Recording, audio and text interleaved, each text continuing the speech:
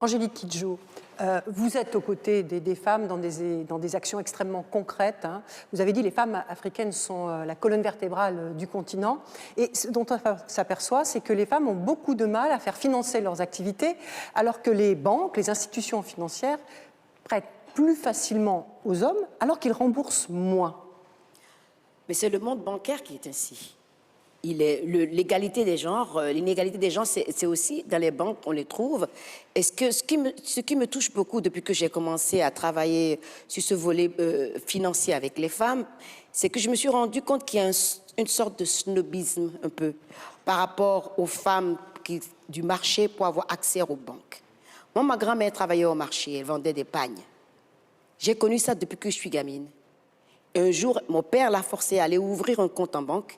Elle l'a fait, au bout de 6 mois, elle l'a fermé. Sans rien dire à mon père. Mon père s'en est rendu compte, il a dit, pourquoi tu as fermé ton compte? Elle m'a dit, quand j'amène mon argent, tout le monde me roule le tapis rouge. Quand je vais chercher mon argent, on me traite comme une voleuse. Je ne veux pas que l'argent que j'ai gagné à ma sueur de mon front, un homme me dise ce que je dois faire avec. Alors ça veut dire que les activités, ces institutions financières ne sont pas adaptées aux... Je pense qu'elles ne sont pas adaptées et ça a toujours été ma démarche par rapport à cette initiative avec le G7 déjà à Fawa et autres. Et chaque fois que je commence à toucher ce point-là, il y a toujours une résistance. On veut bien prêter aux petites et aux moyennes entreprises, mais les femmes qui sont au marché, c'est-à-dire qui ont de l'argent qui circule. Quand cet argent arrive à la banque, ça ne craque pas. C'est ça. Et les gens ne veulent pas. Et il n'y a pas un système bancaire. On n'a pas formé des femmes dans les banques pour que les femmes du marché, quand elles arrivent dans les banques, elles se sentent bienvenues, elles se sentent écoutées, elles se sentent soutenues. On ne pourra jamais. Tous les beaux discours qu'on peut faire, moi je suis convaincue de ça, on n'arrivera jamais à sortir l'Afrique de la pauvreté si même les petites femmes qui vendent des cacahuètes dans la rue ne peuvent pas aller prendre un crédit à la banque à un taux minime.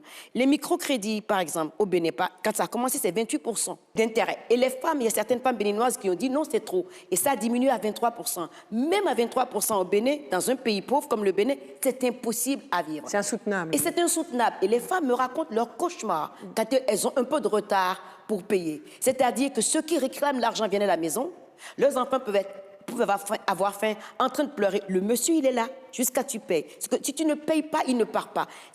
Tout simplement, c'est un traumatisme, c'est la honte devant toute sa communauté, c'est un sentiment d'échec qui va très, très loin. Donc, pour moi, ce qui m'intéresse, dans ce fond, j'aimerais vraiment que qu'on prenne l'opportunité de Covid-19 et de vraiment regarder la pauvreté des femmes dans le sens le plus large du terme. Au jour d'aujourd'hui, la Covid-19 met un accélérateur sur les problèmes. Pourquoi est-ce qu'on en arrive là?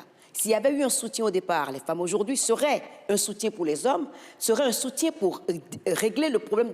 C'est-à-dire qu'on a un système en Afrique qui laisse les femmes de côté depuis le départ. Et je pense qu'avec ce fonds, il va falloir qu'on aille un peu plus loin, madame, si vous êtes d'accord avec moi, de travailler de telle sorte qu'aucune femme en Afrique, où qu'elles viennent, qu'elles soient anglophones, francophones, lusophones ou espagnoles, que les femmes du marché, on leur donne un minimum de respect. Parce que, en faisant ce travail, je me suis rendu compte que tous les marchés en Afrique, sur le continent africain, les femmes africaines génèrent 2,5 trillions de dollars. Où est cet argent? On en a besoin pour créer des emplois, pour que nos enfants aillent à l'école, pour que les enfants... Moi, c'est hallucinant de voir ce snobisme des banques et ce mépris des banques, de ne pas former des femmes bancaires, de ne pas aller au niveau des femmes leur parler.